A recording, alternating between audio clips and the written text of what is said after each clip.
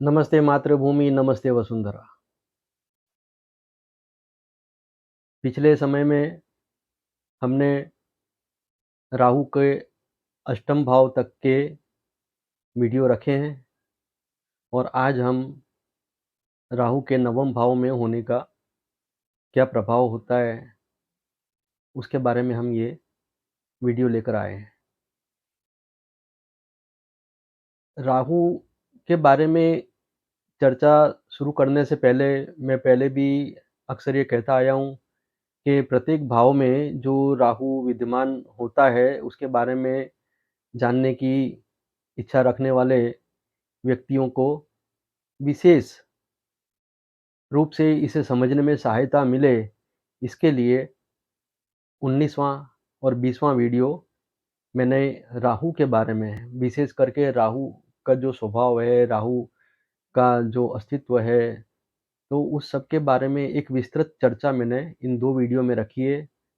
तो मैं उम्मीद करता हूँ कि पहले आप उसे ज़रूर देखें और उसके बाद में फिर ये जो वीडियो देखेंगे, तो प्रत्येक भाव के हिसाब से राहु क्या-क्या फल देता है, क्या उसके पॉज़िटिव पॉइंट होते हैं, क्या नेगेटिव पॉइंट होते हैं, वो भी आप सब लोगों को बहुत बेहतरी से समझ में आएँगे।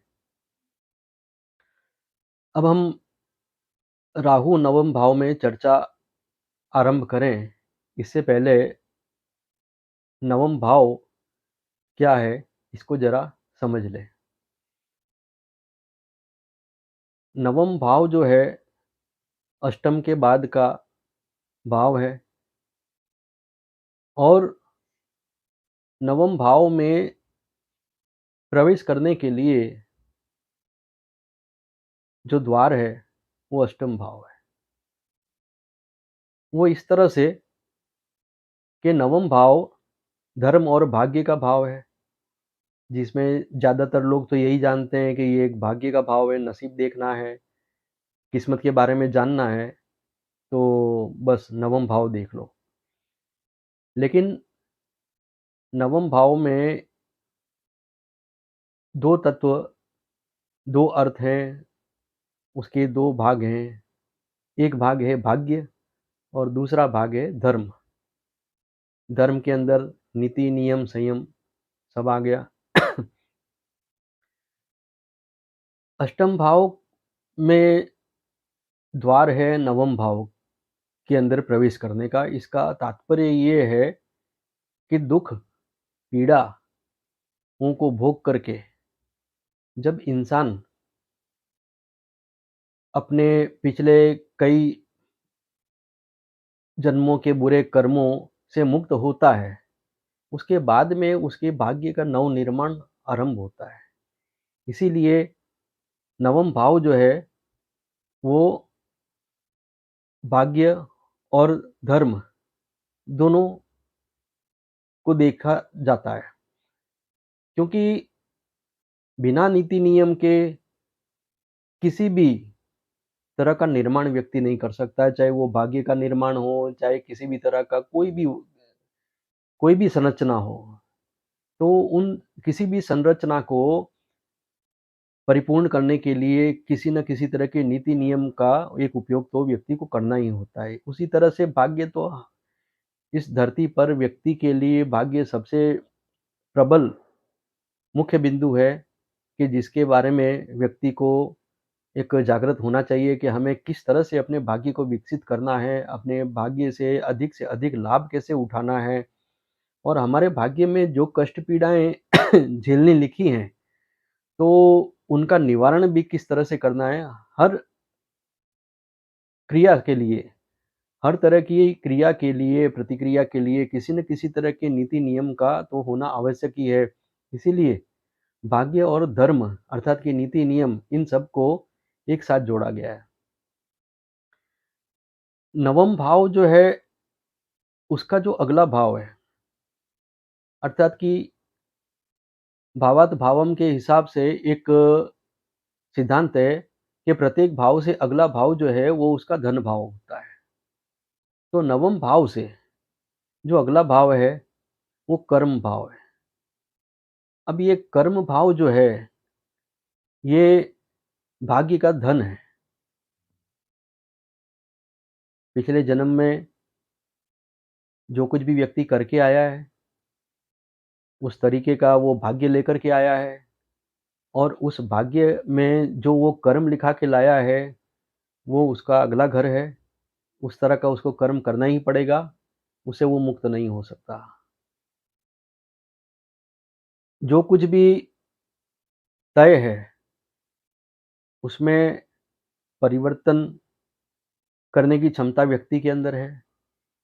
उसके पास में वहाँ पे उसको टूल्स मिले हैं, नीति नियम के, कि जिससे वो अपने भाग्य में जो कुछ भी उसके लिए प्रतिकूल है, उनको दूर कर सकता है और उसके भाग्य में जो कुछ भी कमज़ोर अवस्था में है, जो सुख है लेकिन अल्प मात्रा में है, तो उसको बढ़ाने के लिए भी उसी टूल्स का, अर्थात कि नीति नियम धर्म का वो उपयोग करके उसमें भी वो करेक्शन कर सकता है, उसमें भी वो सुधार कर सकता है।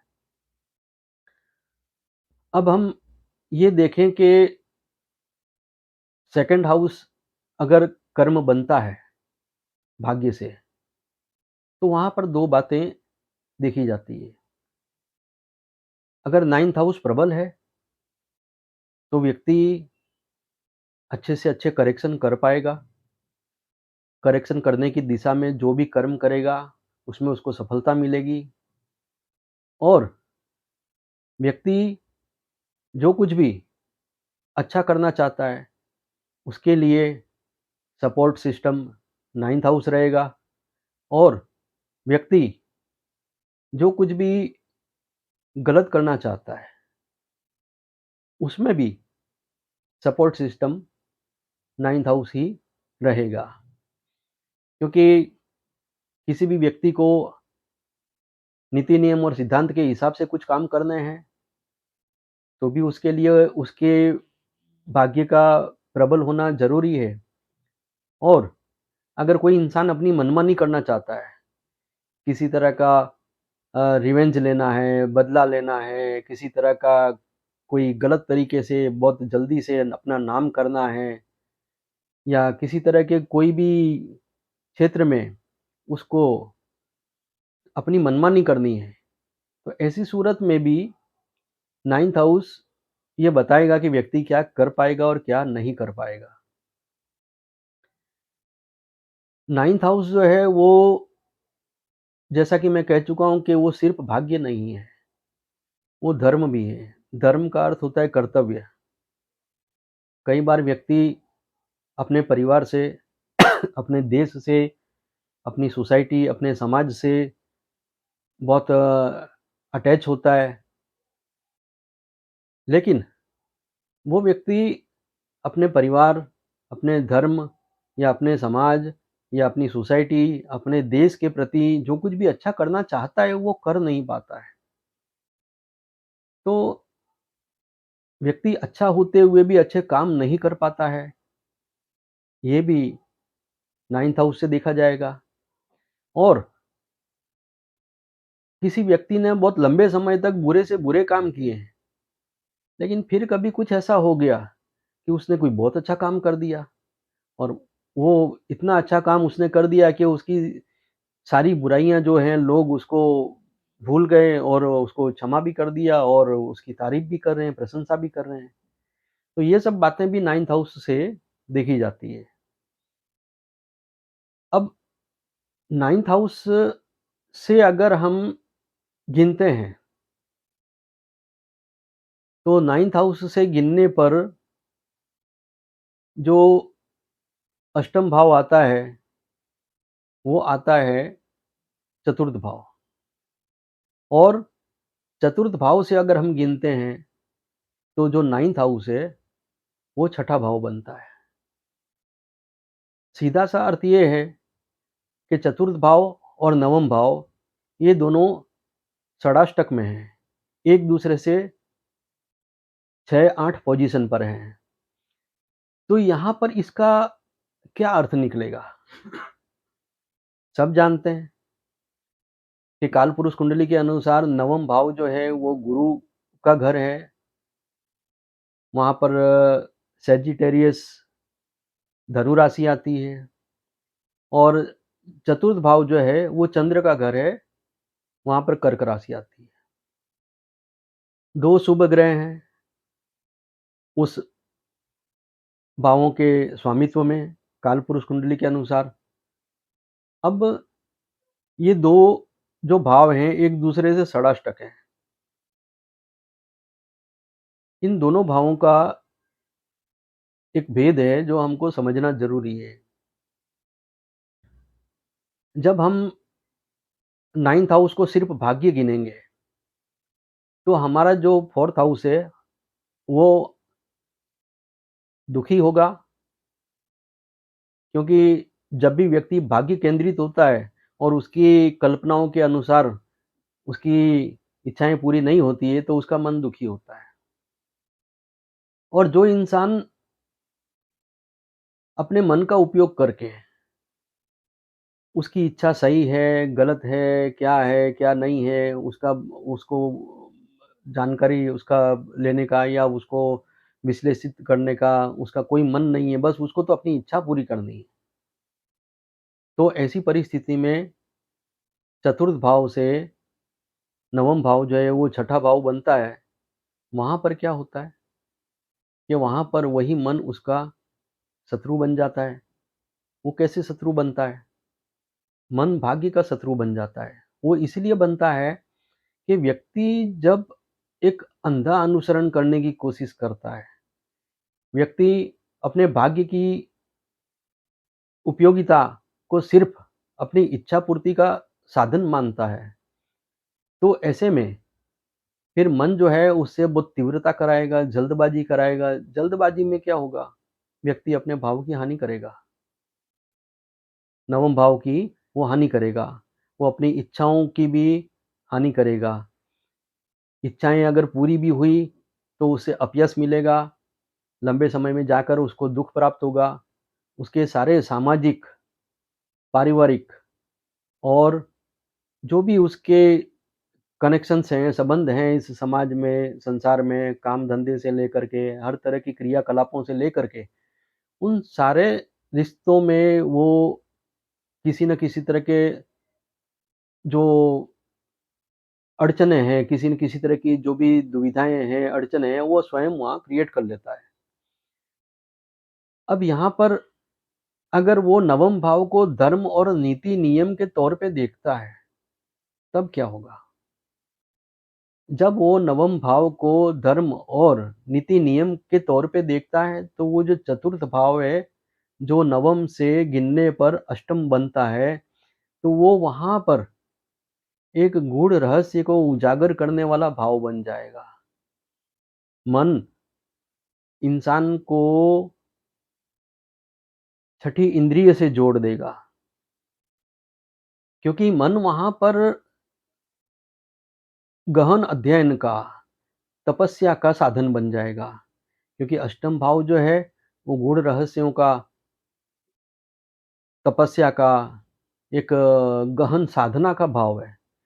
तो जब नवम भाव से अष्टम भाव अर्थात कि चतुर्थ भाव, वहाँ पर अगर शुभ इफ़ेक्ट आ रहा है, वो कैसे आएगा? कि नवम भाव में जब हम नीति, नियम और कर्तव्य को देखना शुरू करेंगे, तो हमारा चतुर्थ भाव जो है वो शुभ हो जाएगा। जैसे ही हमने नवम भाव के जो विशे वहाँ का जो विशेषण है, वहाँ का जो मेन आधार है, धर्म, नीति, नियम, जब हमने इसको आत्मसात कर लिया, हमने मन में ये संकल्प ले लिया, हमने अपने धर्म की परिभाषा को, अपने भाग्य की परिभाषा को, हमने कर्तव्य और नीति नियमों से सुसज्ज कर लिया, तो उसके बाद में ये होगा कि चतुर्थ भाव जो है, वो हमारे लिए एक गूढ़ रहस्यों को उजागर करने वाला भाव हो जाएगा। जन्म-जन्मांतर की जो भी हमने ज्ञान साधनाएँ की है पिछले समय में, उन सबको वो एक साथ जागृत कर देगा। जब इंसान का मन उसको साधना में एकाग्रता देगा, उसको जो भी कुछ काम करना है, उस काम से संबंधित उसको जो एकाग्रता देगा, उसके कर्म में एक्यूरेसी आएगी। तो क्योंकि वो एक ऐसे सिस्टम में अपने आप को जोड़ चुका है, कि जहाँ पर मन को उसका पूरे से पूरा बेनिफिट उसको देना ही है, उसको अपना 100% देना ही है, मन वहाँ पर तत्पर है, क्योंकि वो नीति नियम से जुड़ा हुआ है। नीति नियम से मन की जो अवस्था है, वो खिलती है, वहाँ पर वो मन पूर्णिमा का चंद्र हो जाता है। जब पूर्णिमा का चंद्र हो गया तो वहाँ पर वो अपना पूर्ण प्रकाश देगा। और जब चतुर्थ भाव में अष्टम भाव के गुणधर्म आ जाएँगे, तो वहाँ पर मन भी जो है वो हायर माइंड का काम करेगा। हायर माइंड से जुड़ जाएगा, हायर नॉलेज से जुड़ जाएगा और यहाँ पर जो छठी इंद्रिय कहते हैं, अतीन्द्रिय शक्ति कहते हैं, वो पूर्ण रूप से जागृत हो जाएगी। जब ये पूर्ण रूप से जागृत हो जाएगी, तो चतुर्थ भाव से गिनने पर जब छठा भाव नवम भाव बनता है, तो यहाँ पर ये छठा भाव चंद्र से गिनने पर ये जो छठा भाव बन रहा है, फिर ये क्या करेगा? तो ये बैटलफ़ील्ड बन जाएगा। धर्म, नीति, नियम, ये एक युद्ध का मैदान है। नवम भाव जो है यहाँ पर जो सैजिटेरियस राशि है, धनु राशि है, ये एक युद्ध की राशि है। धनु राशि में अगर सिंबल की दृष्टि से हम देखें, तो धड़ जो है, ऊपरी हिस्सा जो है, वो मनुष्य का है और उसके हाथ में धनुष और बाण है और निचला हिस्सा जो है, वो उसका जो घोड़े के 4 पैर होते हैं, जो घोड़ा होता है, वो 4 पैर वाला घोड़ा है। घोड़े की गर्दन की जगह वहाँ पर मनुष्य का कमर से लेकर के सिर तक का ऊपरी हिस्सा है। तो यहाँ पर अब ये बात समझने वाली है कि एक ऐसा योद्धा कि जो एक संतुलन देने वाली, तेज गति वाली सवारी पर स्थित है, वो सवारी पर सवार है और उसके हाथ में उसकी लक्ष्य को पूर्ति करने के लिए, उसका जो लक्ष्य भेदन करने के लिए उसके हाथ में धनुष और बाण, वो दोनों मौजूद है। तेज सवार और हाथ में धनुष बाण, ऐसा जो एक सिंबल है, ये दर्शाता है कि जहाँ पर 9th हाउस और 4th हाउस अगर एक दूसरे के सपोर्ट में आ गए, तो ऐसी परिस्थिति में किसी भी तरह का असंभव दिखने वाला कार्य कर पाना संभव हो जाएगा, किसी भी तरह का लक्ष्य भेदन करना संभव हो जाएगा। तो ये एक बहुत समझने वाली बात है।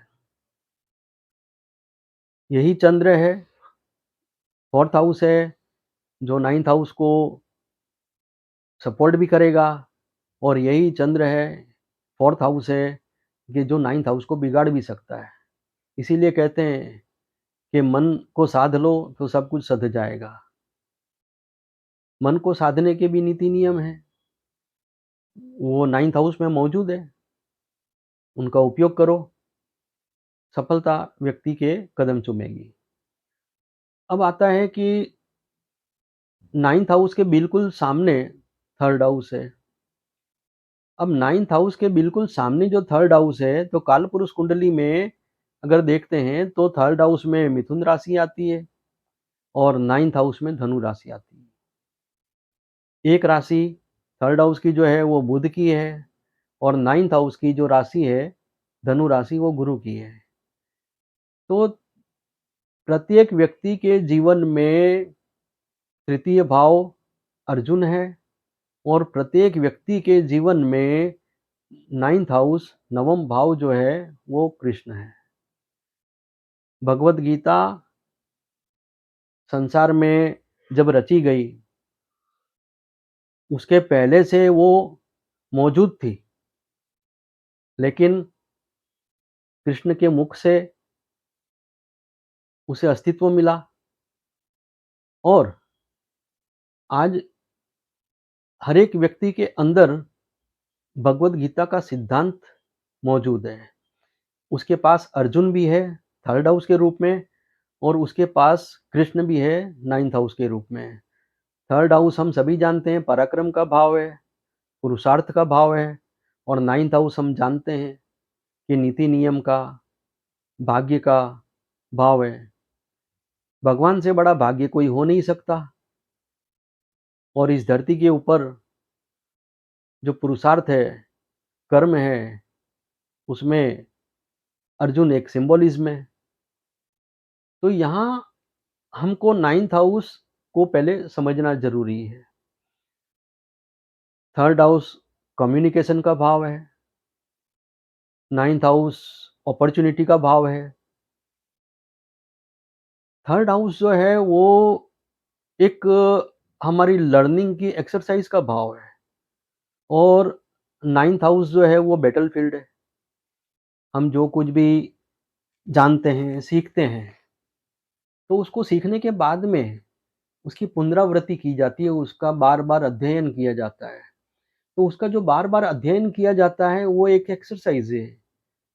वो हम थर्ड हाउस से देखते हैं और जब हम पूर्ण रूप से तैयार होकर के प्रतियोगिता में शामिल होने के लिए मैदान में उतरते हैं, तो वो जो बैटलफ़ील्ड है, वो नाइन्थ हाउस है।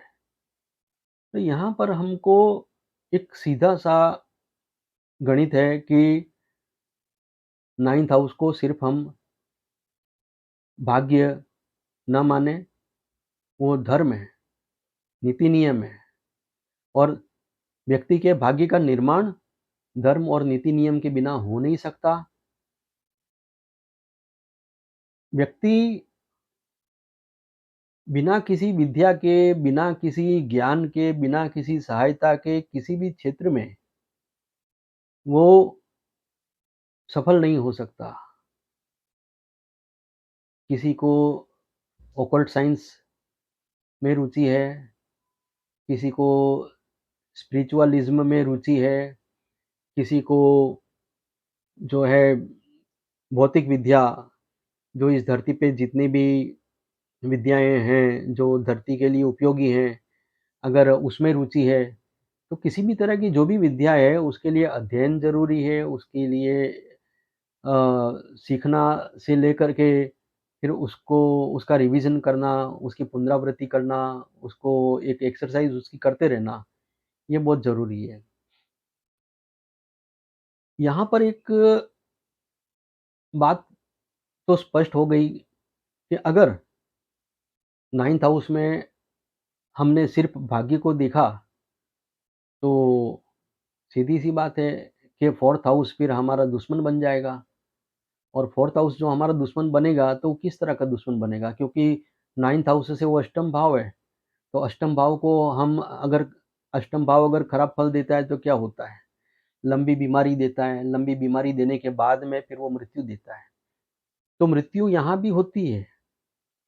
जो भाग्य का बल है जो भाग्य का बल है, वो भी एक जीवंत इकाई है। हम उसको पाल-पोस के बड़ा कर सकते हैं, उसको शक्तिशाली बना सकते हैं, हम उसको उसके तेज की पराकाष्ठा, उसकी जो कैपेसिटी है, उसकी पराकाष्ठा तक पहुँचा सकते हैं। तो भाग्य की जो प्रबलता है, अगर हम नीति नियम का उपयोग नहीं करते हैं, धर्म का अनुसरण नहीं करते हैं, तो हमारा जो भाग्य है, उसकी जो प्रबलता है, वो मृतप्राय होने लगती है।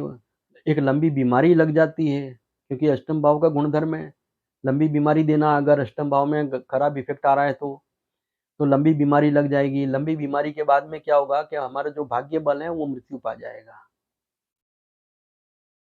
कई लोग ऐसे होते हैं कि जिनके जीवन की शुरुआत अच्छी हुई थी, जीवन के मध्य में उन्होंने कुछ अच्छे कर्म भी किए, कुछ अच्छा लाभ भी पाया और उन लोगों ने अपने नीति नियमों का ध्यान नहीं रखा, तो ये हो गया कि धीमे-धीमे उनका भाग्य बल क्षीण होता चला गया और एक दिन ऐसा आया कि जो जीवन की नैसर्गिक आवश्यकताएँ हैं, वो भी उनकी पूरी नहीं हो पा रही हैं।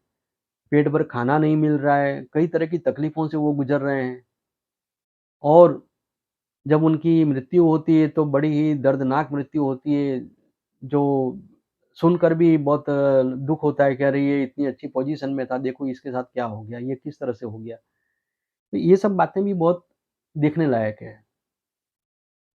अब हम बात करते हैं कि अगर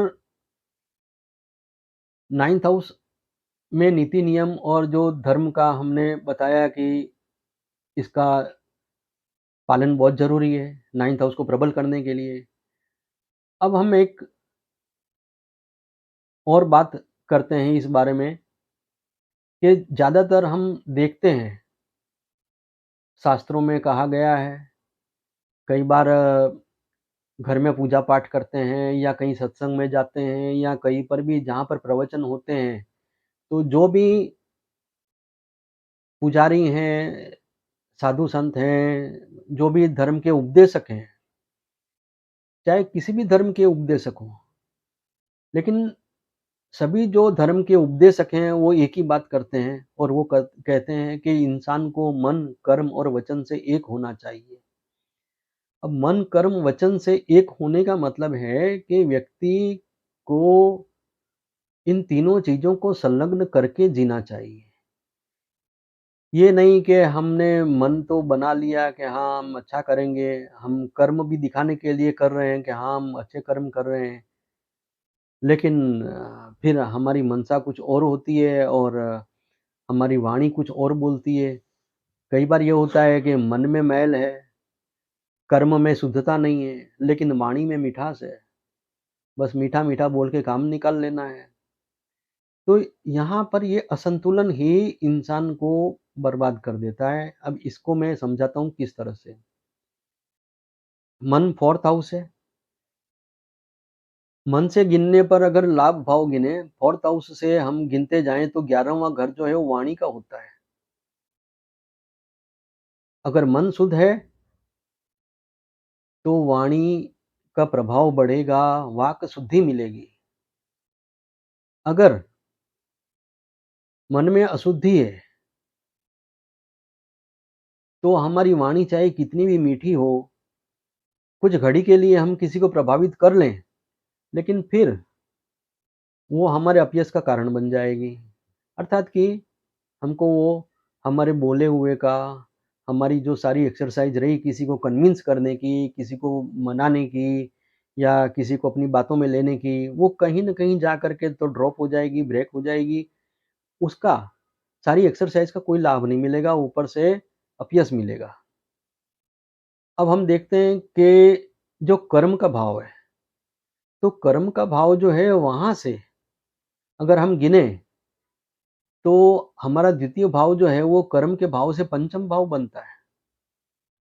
अब हमारा अगर कर्म सही है, हमारे कर्म में शुद्धि है, तो हम अगर कितना भी तीखा बोलेंगे, कितना भी हम डाँट कर के बोलेंगे, तो भी उसका प्रभाव शुभ होगा। क्यों? क्योंकि हमारे कर्म में शुद्धि है। हम अच्छा काम कर रहे हैं और जो हम काम कर रहे हैं, उस काम के दृष्टिकोण से जब हम सामने वालों की गलतियाँ देखते हैं और हम उनको कुछ बोलते हैं, तो उनको जब ये प्रमाण मिलेगा कि देखो मेरे को इस व्यक्ति ने डाँटा था, मेरे को इस व्यक्ति ने बोला था, तो उसका मेरे को प्रमाण मिल गया कि हाँ, मैं गलत था। तो वहाँ पर उस व्यक्ति ने भले तीखा बोला है, कड़वा बोला है, डाँट करके बोला है, लेकिन उसकी वाणी का प्रभाव होगा और उसकी महिमा का गुणगान गाएगा कि अरे व्यक्ति भले डाँटता है, बोलता है, लेकिन बहुत अच्छा इंसान है, उसने हमको सही राह दिखाई थी। अब हम ये देखें कि मन जो है 4th हाउस जो है वो 10th हाउस से समसप्तक है, एक-दूसरे के आमने-सामने है। मन में जो है वही हमारे कर्म में हो, जो मन में नहीं है वो हमारा कर्म नहीं होना चाहिए। अब मन में क्या होना चाहिए? तो मन में जो कुछ भी होना चाहिए और जो कुछ भी हम करना चाहते हैं, जो हमारे मन में विचार आया, हमें उसको एप्लाई करना है। मन में जो इच्छा जागी, हमें उस इच्छा की पूर्ति करनी है। तो हमें उस इच्छा की पूर्ति करने के लिए क्या करना चाहिए सबसे पहले? सबसे पहले तो हमको यही करना चाहिए कि हमारे मन में जो इच्छा है, हम उसको ज़रा तोल करके तो देखें, नीति नियमों के काँटे पर, कि आखिर है क्या? हमारी इच्छा सही है, गलत है, क्या है? तो इसी तरह से हमारा जो मन है, उसका उपयोग हमको करना है, नीति नियम से करना है। हमारा जो कर्म है, उसका जो उपयोग करना है, उसमें भी हमको नीति नियम का ध्यान रखना है। और जो हमारा वाणी का स्थान है, जो हमारा सेकंड हाउस है, उसमें उसका जो उपयोग करना है, उसमें भी हमें ये ध्यान रखना है कि हमें नीति नियम की मर्यादाओं में रहना है और नीति नियम के अनुसार ही हमको कुछ उपदेश देना है, किसी को मार्गदर्शन देना है और किसी को कुछ भी बोलना है, तो वो हमें नीति नियम को ध्यान में रख कर के बोलना है। मन, कर्म और वचन, जब इन तीनों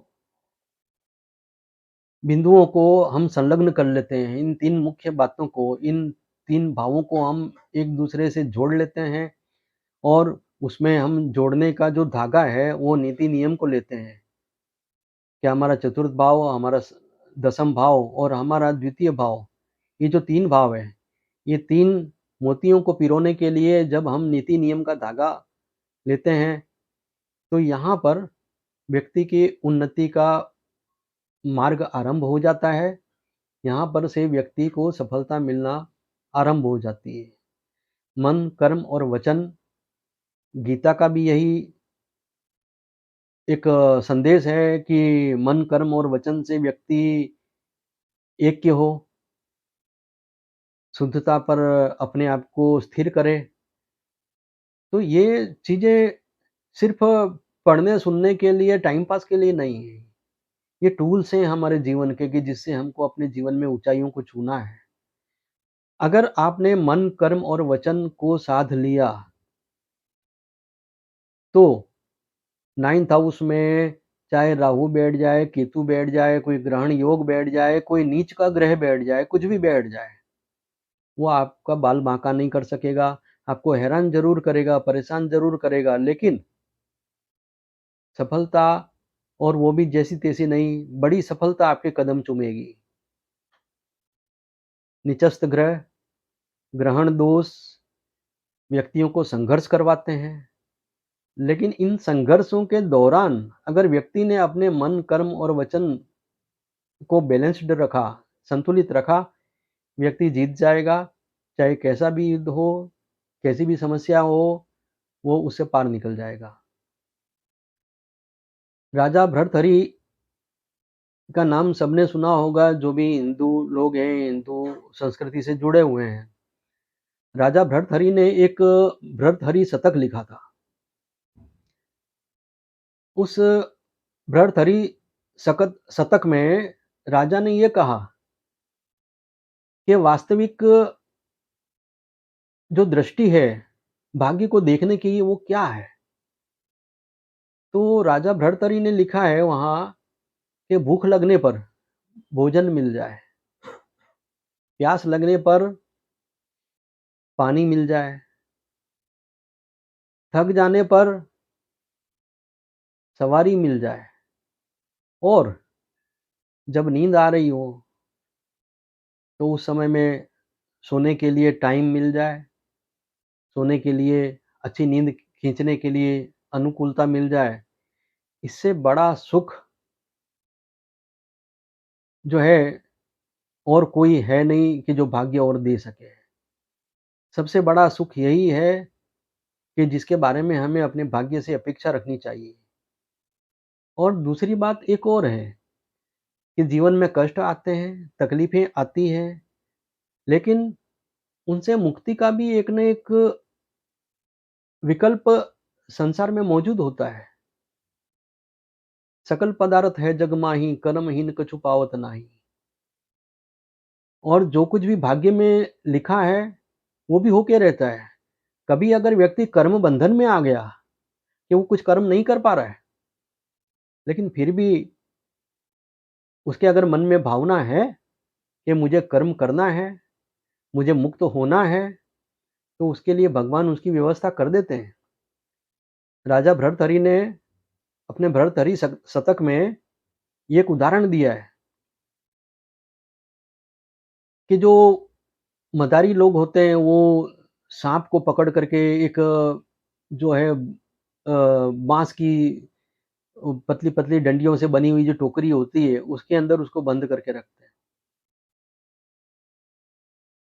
तो क्या होता है कि जैसे साँप जो है, वो अंदर बंद है, वो मुक्त होना चाहता है, उसको बाहर निकलना है। लेकिन साँप अगर सच्चे मन से भगवान से प्रार्थना करता है, तो भगवान वहाँ पर उन दोन उ उनकी साँप की मुक्ति का एक उपाय कर देते हैं। भर्तहरि ने कहा है कि जो टोकरी के अंदर साँप मौजूद है, उसको मुक्त करने के लिए एक चूहा आएगा, वो उस टोकरी को कुतरेगा, उस टोकरी को ये सोच करके कुतरेगा कि इसमें कुछ खाने को है। वो जैसे ही उसमें एक होल कर देगा, साँप वहाँ से बाहर निकल जाएगा और साँप के लिए वो एक खुराक बन जाएगा। प्रकृति का नियम है, व्यक्ति के कर्म बंधन का भी एक समय है, वो समय पूरा होगा, तो वो बाहर निकलेगा, उसकी सारी व्यवस्था सब भगवान करते हैं। तो भाग्य जो है 9th हाउस जो है, उसको सिर्फ़ भाग्य ना कहें, धर्म, नीति, नियम का भी वो भाव है और नीति नियम का जो अनुसरण है, वो किसी भी तरह के परिस्थितियों में व्यक्ति को बाहर निकाल लेता है। अब हम आते हैं कि नवम भाव में राहु। तो नवम भाव में राहु अगर आता है तो उसके क्या फल होते हैं? क्योंकि राहु को नैसर्गिक रूप से एक अशुभ ग्रह कहा गया है। ये सही बात है कि राहु जो है वो छाया ग्रह है, भ्रम है, इल्यूशन है। राहु का इल्यूशन इतना व्यापक होता है कि व्यक्ति का बहुत जल्दी उसमें से बाहर निकल पाना संभव नहीं होता। अगर किसी व्यक्ति के ऊपर राहु का प्रभाव अधिक है, तो ऐसा व्यक्ति 10-20 सालों की कठिनाइयों को पार करके तब जाकर के वो कहीं वो समझ पाता है कि ये जो कुछ भी वो देख रहा था, वो सारा इल्यूशन था, वो एक भ्रम था। राहु जब नवम भाव में आता है, तो यहाँ पर तो सबसे बड़ी एक समस्या तो ये खड़ी हो जाती है कि इंसान हमेशा इसी उधेड़-बुन में लगा रहता है, इसी उत्सुकता में वो लगा रहता है कि मेरे भाग्य में क्या लिखा है? मैं मेरे अपने भाग्य से मैं क्या ले सकता हूँ? उसको भाग्य में बहुत रुचि हो जाती है। 9th हाउस में अगर राहु है, तो ऐसा व्यक्ति अपना पिछला समय कैसा था, उस पे उसको ध्यान नहीं जाता। वर्तमान समय में वो क्या कुछ अच्छा कर सकता है, उस वर्तमान समय का वो ज़्यादा से ज़्यादा लाभ कैसे उठा सकता है, इस ओर भी उसका ध्यान नहीं होता। उसका ध्यान बस यही होता है कि भविष्य में मेरे को क्या मिलने वाला है, भविष्य में मेरा क्या होने वाला है, मैं भविष्य में क्या कर सकूँगा? बस, वो पूरा पूर्ण रूप से भविष्य से अटैच होता है। भाग्य, भाग्य से जुड़ी बातें, भाग्य से जुड़ी कल्पनाएँ, उसके जीवन का जो एक मुख्य मेन सब्जेक्ट है, वो सिर्फ़ भाग्य बन जाता है। अब भाग्य के पीछे धर्म नाम की भी कोई चीज़ है। भाग्य भाव जो है, नवम भाव जो है, उससे कर्तव्य को देखते हैं, उससे पिता को भी देखते हैं। नवम भाव जो है, वो केंद्र त्रिकोण का एक महत्वपूर्ण भाव है। लग्न से पंचम बलवान है और पंचम से नवम बलवान है। तो यहाँ नवम जो भाव है, जो मुख्य शक्ति का केंद्र है, जो मुख्य जो बलवान है, जो भाव सबसे अधिक, वहाँ पर राहु का बैठना। अब राहु भी अपने आप में एक बलवान ग्रह है और उस बलवान जगह पर बैठ कर के राहु जो इल्यूशन पैदा करता है, वो बड़ा ही अद्भुत होता है। 9th हाउस में राहु हो तो उसकी 2 विशेषताएँ तो ये देखी गई है। एक एक तो ये है कि वो बहुत ज़्यादा भाग्यवादी होगा। उसकी हमेशा भाग्य से ही अपेक्षाएँ लगी रहेंगी। छोटी-छोटी बातों में भी वो नसीब को टटोलेगा कि बस मेरा नसीब मेरे को ये दे दे, मेरा नसीब मेरे को वो दे दे। दूसरा कि 9th हाउस में जब राहु होता है, तो ऐसा व्यक्ति अपने कर्म के बारे में, अपने करियर के बारे में बड़ा बड़ा ही मतलब वो ऑब्सेस्ड होता है। वो जुनूनी होता है। बस मेरे को ये कर दिखाना है, मेरे को ये कर डालना है, मैं ये कर सकूँगा। और उसमें उसमें क्या होता है कि वो कई बार अपने कर्म की जो बारीकियाँ हैं, उन बारीकियों को वो नज़रअंदाज कर देता है और उसका सारा किया-धरा, सारा उसका आयोजन, वो निष्फल भी हो जाता है। भाग्य का जो उपयोग करना है, उसमें ज़्यादातर ऐसा देखा गया है कि 9th हाउस में राहु वाले बहुत कम लोग होते हैं, जो भाग्य को कुछ अपना अनुकूल बना सकते हैं। ज़्यादातर तो वो प्रतिकूलताओं का सामना करते हैं और उनकी प्रतिकूलताओं का सामना भी उनकी उनकी खुद की अज्ञानता के कारण होता है। अज्ञानता इस तरह की जो बारीकी, जो कुछ भी गहन विश्लेषण व्यक्ति को करना चाहिए, वो वहाँ से बचने की कोशिश करता है। बस वो सोचता है हो जाएगा, मेरी किस्मत में लिखा है, मुझे कुछ संकेत दिखाई दे रहे हैं, मुझे लग रहा है मेरा काम हो जाएगा।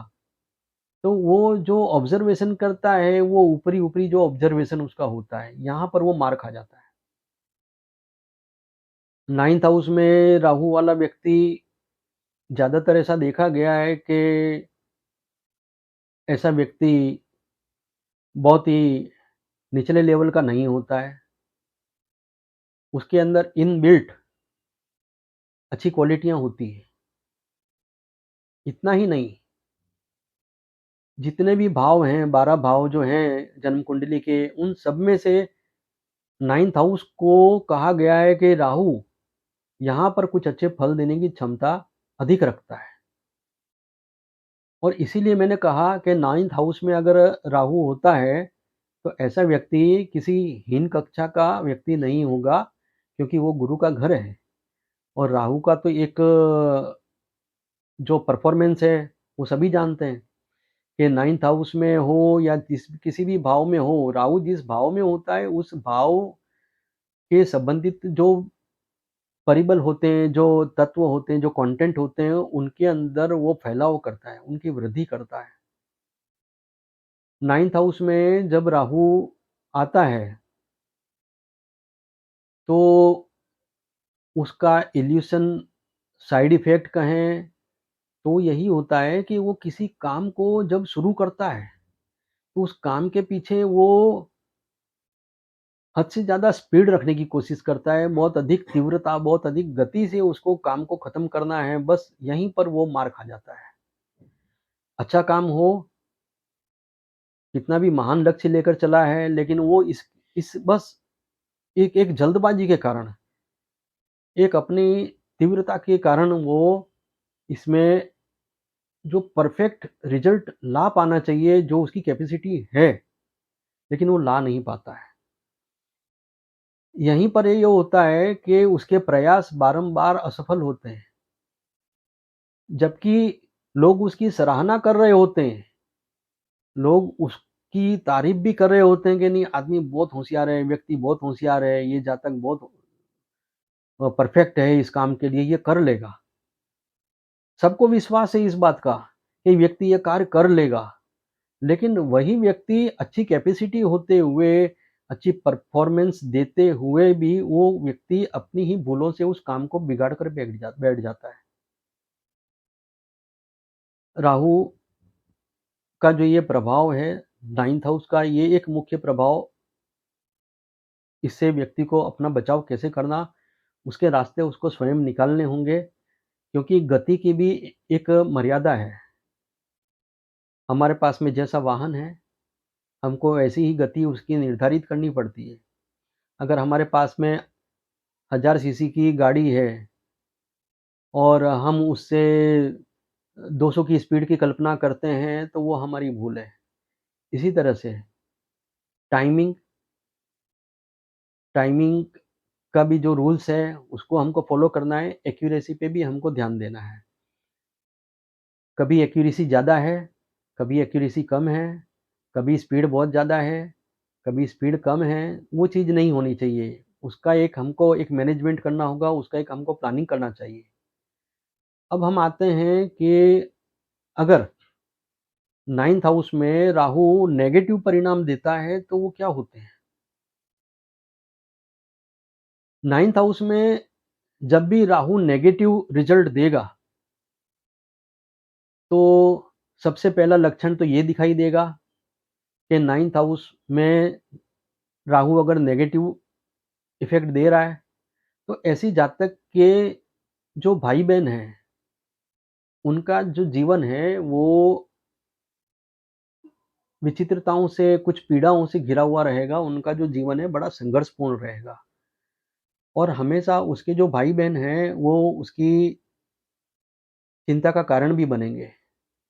क्योंकि अपने भाई-बहनों का दुःख-दर्द, कुछ तकलीफ़ें उसके लिए असहनीय रहेंगी और वो चाहते हुए भी उनको कुछ मदद नहीं कर पाएगा।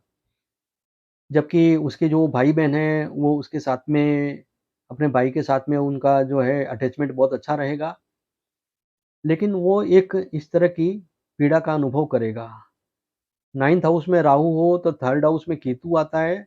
सीधी-सी बात है कि 3rd हाउस में अगर केतु आता है तो वहाँ के जो गुणधर्म हैं उसमें किसी न किसी तरह की कमी ज़रूर करता है।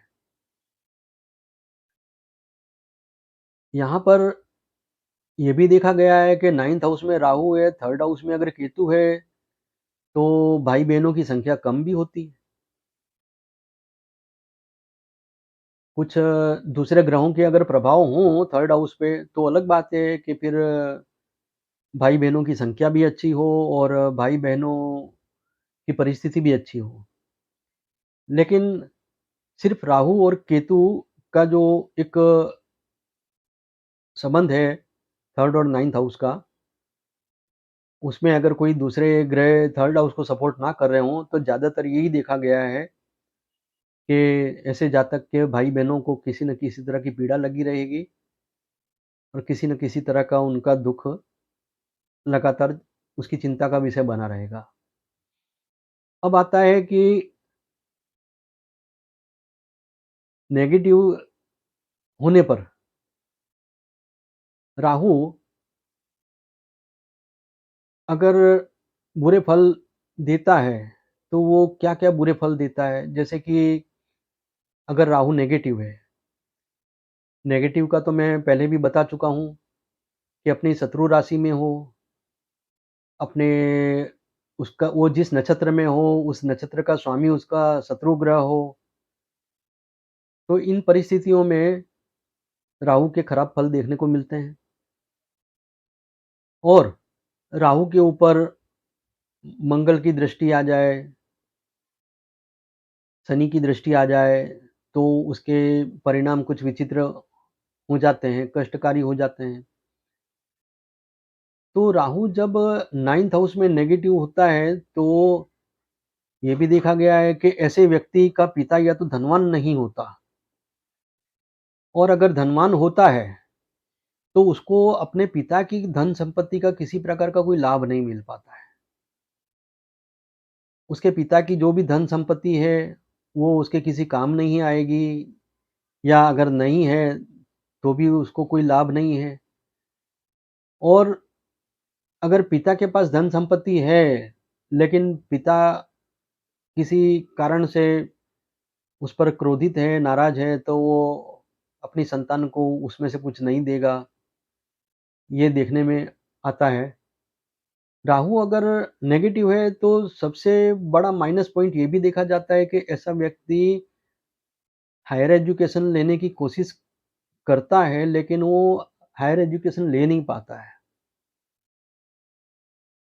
जब व्यक्ति पढ़ रहा होता है, सारी बातें उसको समझ में आ रही होती है, परीक्षा में लेकिन जाता है, तो वहाँ पर वो किसी न किसी तरह का कोई इल्यूज़न में फँस जाता है। वो अपनी परीक्षा का जिस तरह से वो तैयारी करके गया है, उस हिसाब से भी उस परीक्षा को पास नहीं कर पाता है, कुछ न कुछ विघ्न ज़रूर आता है। कई बार तो ये भी होता है कि 9th हाउस वाले जो राहु वाले व्यक्ति हैं, अगर 9th हाउस में राहु नेगेटिव परिणाम दे रहा है, तो ऐसे व्यक्ति कभी परीक्षा में टाइम से नहीं पहुँच पाते हैं, देर से पहुँचते हैं, कोई एक पेपर छूट जाता है, किसी वजह से घर घर के अंदर कोई दुर्घटना हो गई, कोई घटना ऐसी घट गई, तो ऐसी परिस्थिति में व्यक्ति हायर एजुकेशन से लाभ प्राप्त नहीं कर पाता है। ऐसे व्यक्तियों को मैंने ऐसे ही एक व्यक्ति को मैंने मना भी किया था कि भई फॉरेन कंट्री में जो है उनको कोई लाभ नहीं होगा, लेकिन पैसे के दम पर वो पहुँच गए, लेकिन वहाँ से भी वो उनको कोई लाभ नहीं मिला।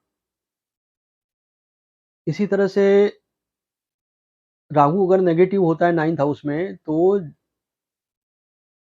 एक और लक्षण ये देखने में आता है कि जातक जिस धर्म में पैदा हुआ है, उस धर्म के प्रति उसकी रुचि नहीं रहती।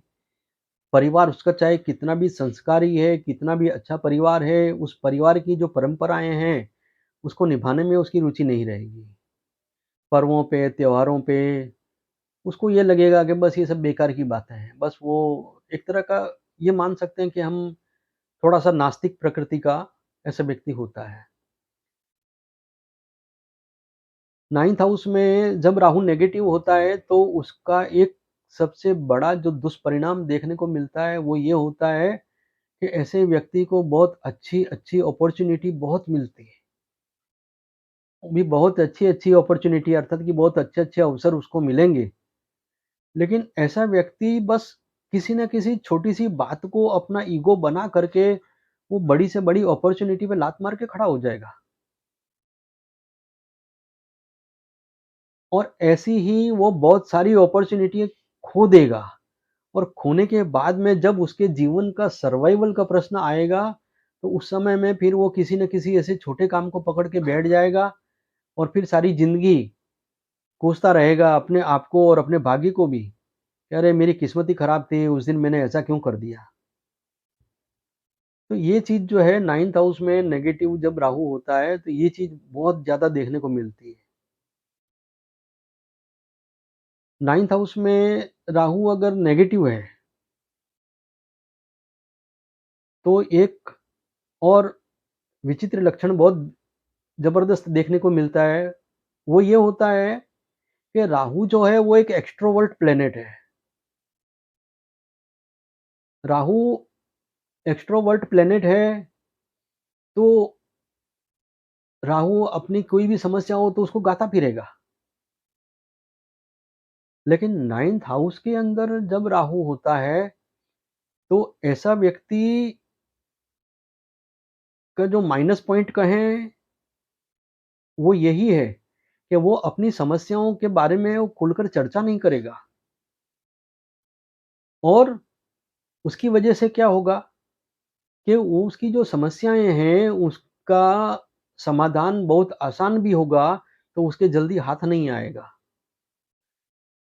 एक नवम भाव ही ऐसा है कि जहाँ पर बैठने पर राहु एक अपना जो गुणधर्म है, वो पता नहीं किस तरह से बदल लेता है, ये बड़ी एक अद्भुत बात है। 9th हाउस में रहा राहु व्यक्ति को खुलकर बात करने नहीं देता। चाहे वो समस्या हो, चाहे किसी भी तरह का कोई भी एक्सप्लेनेशन देना हो, तो वो हमेशा उसको एक्सप्लेन करने से बचेगा। उसको कितनी भी तकलीफ़ हो रही है, तो वो अपनी तकलीफ़ भी नहीं बोलेगा। किसी के पास किसी तरह की कोई सहायता लेने गया है, तो भी वो ये नहीं करेगा कि मैं इससे बात तो करूँ, मैं क्यों आया हूँ? ये सब बातें बहुत विचित्र देखी जाती है। 9th हाउस में राहु अगर नेगेटिव है, तो ऐसे जातक धर्म परंपराओं के बारे में बहुत कट्टरतावादी हो जाते हैं। जैसे धार्मिक कट्टरता होती है लोगों में।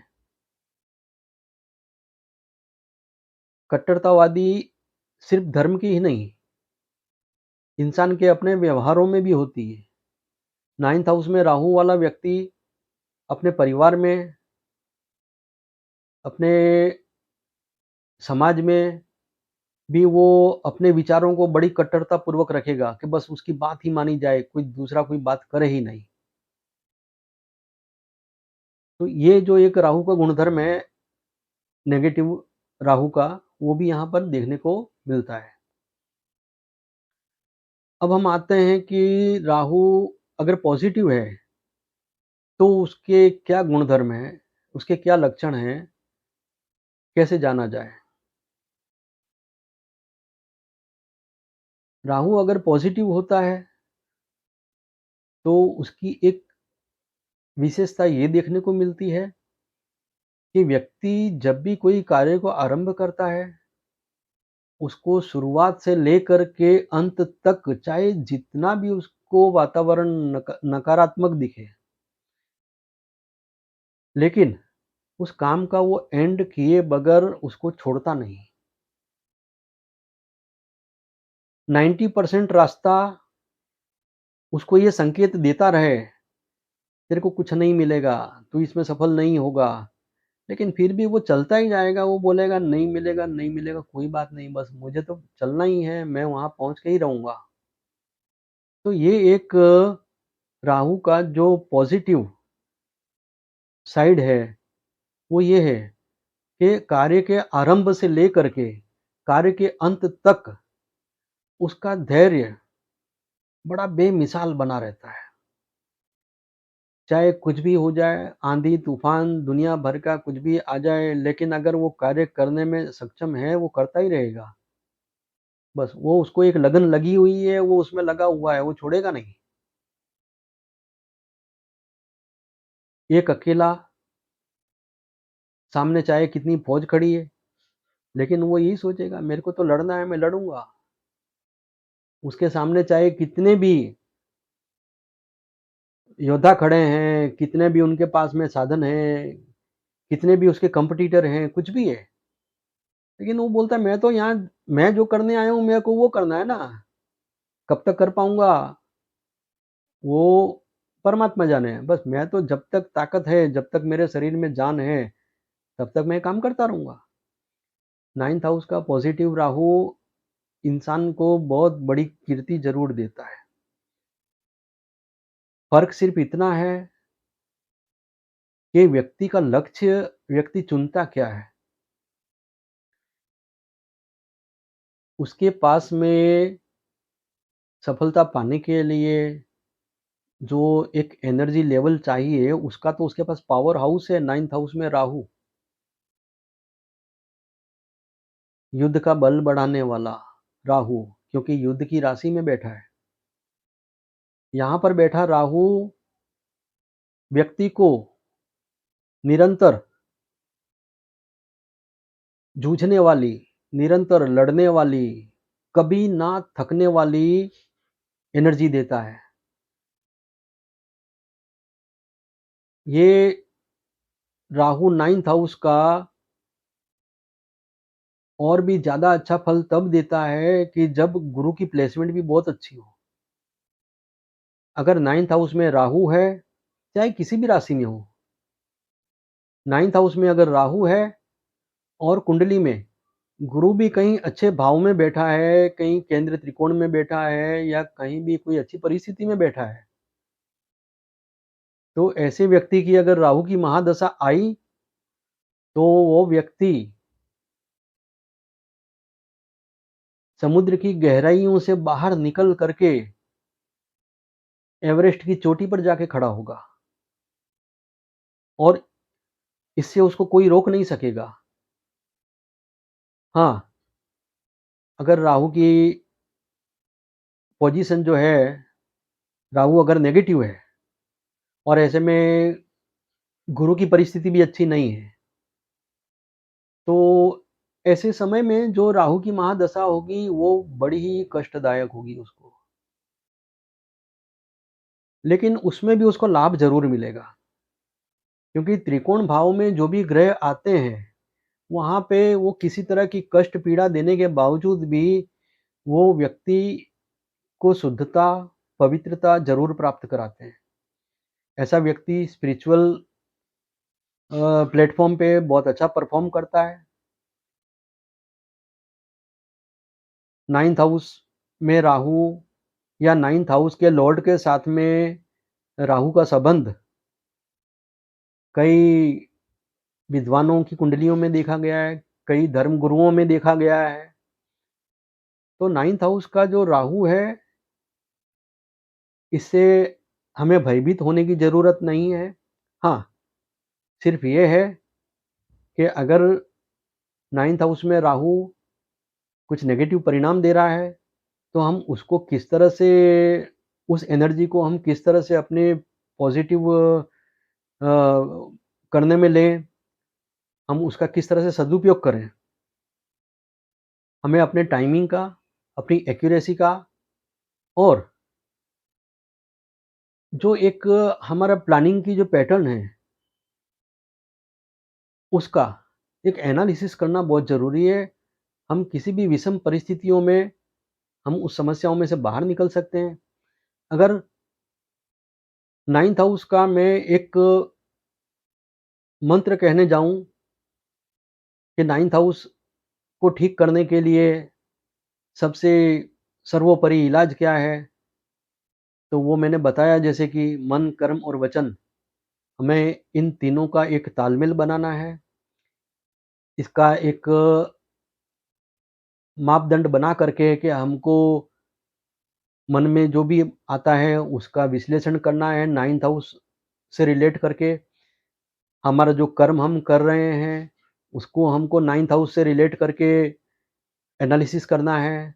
हम जो कुछ भी बोलेंगे, हम उसको भी अपने 9th हाउस से रिलेट करके अर्थात कि धर्म, नीति, नियम से रिलेट करके हम उसको देखेंगे कि हम हमारा मन सही सोच रहा है या नहीं, हमारा कर्म सही दिशा में चल रहा है या नहीं, हमारे वाणी से जो निकल रहा है वो नीति अ, नियम में सज है कि नहीं। तो इन सब बातों का ध्यान रखें। मैं मानता हूँ कि 9th हाउस में जो राहु की मैंने जानकारियाँ दी है, इनसे आपको विशेष लाभ मिलेगा। आप 9th हाउस के राहु को अथवा तो 9th हाउस के अंदर जो भी कुछ आपको तकलीफ़ें हो रही है भाग्य से संबंधित, उन सब से आपको लाभ मिलेगा और आप उसका लाभ उठा सकेंगे। जो भी तकलीफ़ें हैं, उनको भी आप अपने लाभ में परिवर्तित कर सकेंगे। आशा करता हूँ कि 9th हाउस में राहु का ये जो कुछ भी मैंने आपके सामने चर्चा की है, जो कुछ भी ज्ञान मैंने आपके सामने रखा है, आपको बेहद पसंद आएगा। हमारी चैनल को सब्सक्राइब करें, सब्सक्राइब कराएँ, शेयर करें, लाइक करें। धन्यवाद।